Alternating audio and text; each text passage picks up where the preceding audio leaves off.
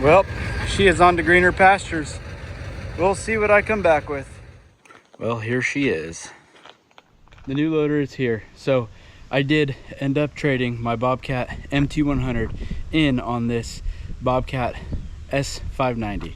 And I'll show you, and I'll tell you why I did what I did and how I justified buying a tired machine in the world full of you need a track loader. Previously, I started my own personal loader career with a Coyote CK2610. I sold that and got a 2021 Bobcat MT100, and then now I am in a full-size skid loader.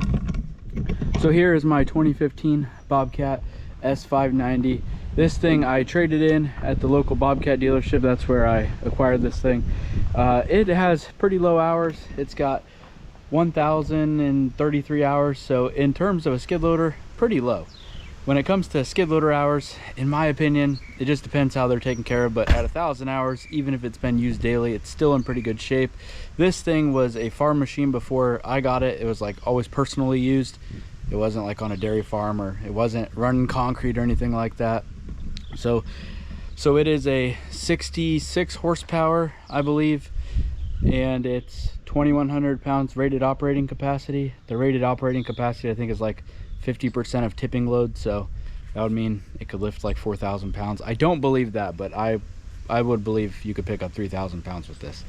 So this machine is somewhat of an upgrade over my MT100. In aspects it is, in aspects it's not. Cab, heat AC, it is ISO controls or H pattern, so no hand and foot with this one. It has a nice foot throttle. It's got keyless start, so it uses a code, which is pretty nice. You don't have to worry about your machine getting stolen as easy because it doesn't use the standard Bobcat key. It's in pretty good shape for being a 2015. It's got some paint fade here on the back.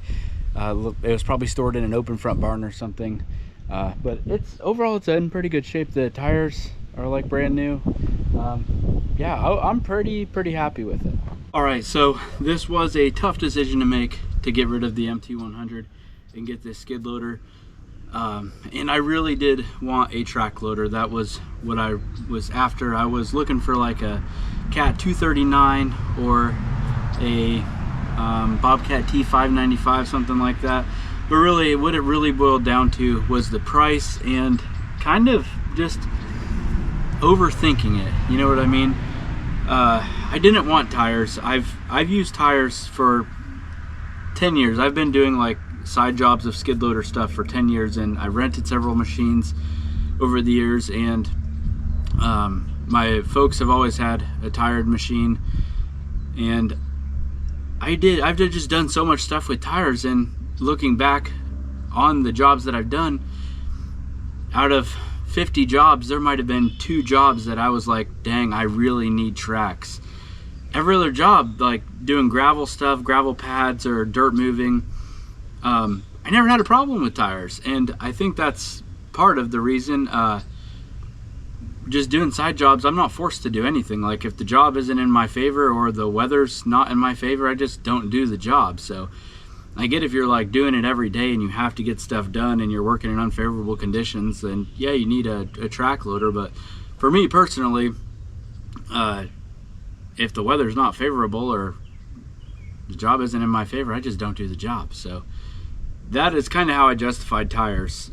Tires are so much cheaper, and that's really what it boils down to. Is I had to spend money to get this machine, and I bought the machine outright. I don't owe any money on the machine. But I would not have been able to buy a track loader outright. They're $10,000 to $15,000 more, so it didn't really make sense to me to do that when I don't make money with this machine, really. Like I'll do some jobs here and there, but the machine is mainly for my hobbies and pleasures more than running a business with it. So yeah, that's how that worked out. But I'm pretty happy with the tires. I was kind of worried about ground pressure compared to my MT versus this, but I kind of figured up as whenever I'm using the MT has a lot less ground pressure when it's empty, but when I'm using the MT to the limits I was pushing it, it was so nose heavy, and I think that a balanced skid loader like this is probably less ground pressure than an MT that's riding on the front 2 idlers. So I think that won't be an issue. As far as getting in and out of this thing, it's really not too bad. These M series Bobcats, the door is cut a lot lower here. You know, the older stuff came level here, and then the arm had, you know, a piece across here.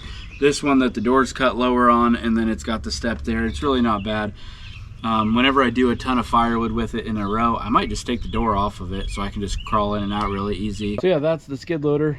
It came with a 72-inch bucket, smooth bucket. I still have my big firewood bucket that I kept because there's no sense in trading it in when it'll fit this. And then I did get a set of walk-through forks with it as well, because you can't live without forks. And I ordered a grapple too, so you'll see that coming up. But this machine should prove to be very good for me. Like, as far as doing firewood, it'll be suitable. I just need a loader. As far as doing other jobs, I just feel like having a full-size skid loader opens up a lot more doors. Like the MT, the mini skids will do the jobs, but if you want to do like brush mowing, there is no comparison to brush mowing with one of these, like bush hogging with a 72-inch bush hog and a hydraulic system. You don't have to worry about overheating, an AC cab. You can't compare the two. Like, yes, the smaller stuff will do it, but this would just be so much easier. Same with like Harley raking, soil conditioning. Like, you know, there's been several times where I've finished out yards in the past or I've graded soil and they really need Harley raked, and this is just so much better for Harley raking than a 48-inch mini skid. Like, this will run an 84-inch Harley rake and go 7 miles an hour.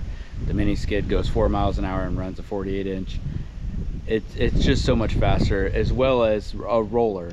That was another thing that I wanted to be able to do, is have a roller for this, or rent a roller, and they don't really have one for a mini skid. And this thing you can get a roller for, and every rental place has one. So the attachment ranges for this are just, they're not better, because the mini skid has all the attachments. You can rent so many different things for them, but the efficiency of running an attachment with one of these, I feel like, is just superior, unless you're just doing small stuff. If you're just doing small stuff, then yes, the mini skid wins. But a lot of the stuff I do is just, it's getting bigger and bigger. And aside from just wanting to have a bigger machine, like I said in the last video, my son and I have already used this a ton. Like, he likes riding in it, and it's pretty cool. So I did choose to go with Bobcat again, just because the dealer was easy to work with. I've had Bobcat stuff for several years. I've always rented Bobcat stuff. They're very nice.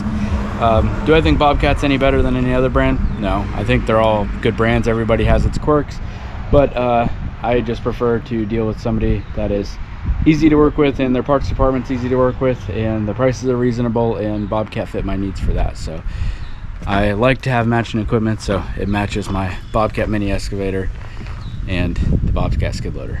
So yeah, all good with that. You'll definitely be seeing it in several videos coming up, because don't have a loader anymore, like an MT loader, so this has got to take its place. So let me know what you think.